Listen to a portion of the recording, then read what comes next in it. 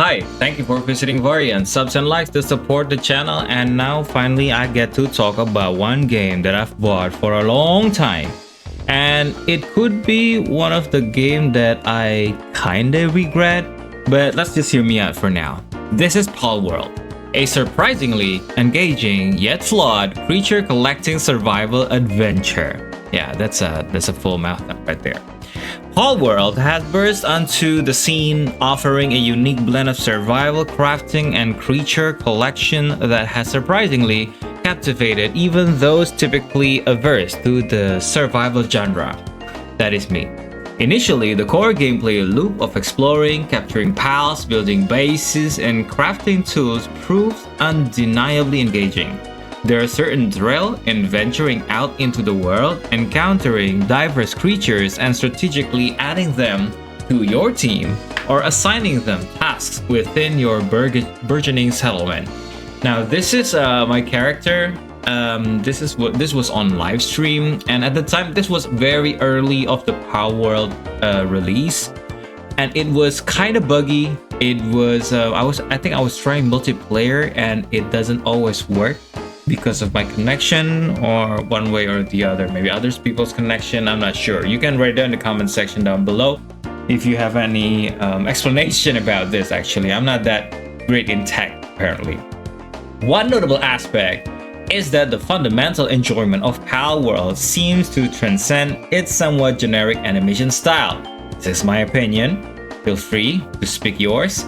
While the visual presentation might not be groundbreaking or particularly distinct, it doesn't significantly detract from the addictive gameplay. The core mechanics and the sheer novelty of the creature interactions appear to be strong enough to hold player attention despite the lack of visual polish. However, the shadow of certain beloved monster-catching franchise looms large over to Palworld.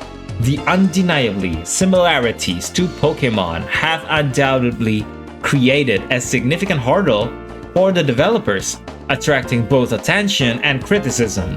This Pokemon-like situation raises questions of originality and could potentially lead to long-term challenges for the game's reputation in the future. Well, this is 2025, and you've probably already seen the update in Palworld that they removed the feature for flying with pals. I'm sorry, I haven't played the game for quite a while now, and I haven't checked it out myself.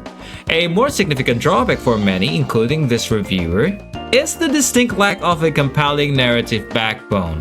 While the initial exploration and progression are satisfying, the absence of a solid storyline or overarching goals can lead to a sense of aimlessness and eventual boredom.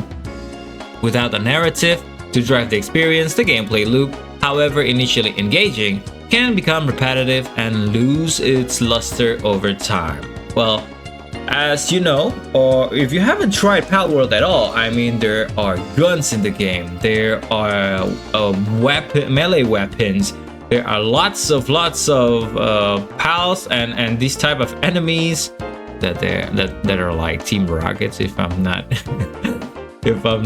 mistaken here, and they're attacking your bases and stuff like that. Well, this is the basic survival fun and a game.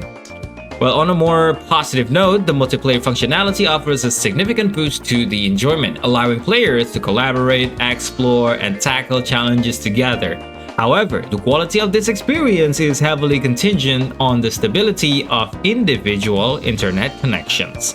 Lag or disconnections can severely hinder the cooperative fun and turn a potential strength into a source of frustration. And that is me, actually. My connection was pretty bad, and I was trying to play multiplayer with my friend over in the United States. So the issues are not that great. I mean, we have our time differences. Now we have like the difficulty in connecting to same servers, because if I'm not mistaken, what they were saying was because it's a public server, a private server of some sort. So it really depends on my location and my connection speed and that specific server. You know, I'm not even gonna try to talk about the servers. I'm just going to tell you about the pros and cons of this game that I think. The first one is surprisingly addictive gameplay. Successfully blends survival and creature collecting mechanics, appealing even to those not typically drawn to survival games. That is me. I don't play survival on mobile games. I don't play survival on consoles.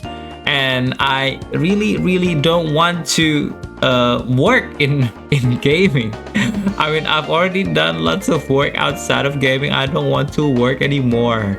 Although I do find it interesting and I understand the enjoyment after everything just runs automatically. It's just pure satisfaction looking at everyone else working while I'm just enjoying the results of it. The second one is the gameplay focus. The core mechanics are engaging enough to overshadow the somewhat generic animation style, as I was saying. And nowadays, I'm not sure. I think there are certain people that really don't care about stories in games anymore, and that's fine. I mean, people have different tastes, and this probably would suit them better. As you can see that I can fly with my pals, and now no more. And the third one of the pros, I mean, is the fun multiplayer experience. Playing with friends enhances the overall enjoyment, fostering cooperation and shared adventures with a stable connection in the notes, that is. And the cons of the game: the absence of a compelling story that really hits me. The lack of a solid narrative can lead to boredom and feeling of aimlessness in the long run. Significant Pokemon-like controversy. Though it is a cons, I don't really care much about design duplication, I guess. But it's I don't know if it's just me. It's probably just me.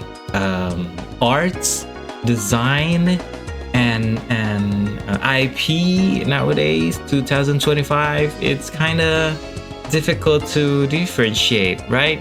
No? Disagree? Please tell me why.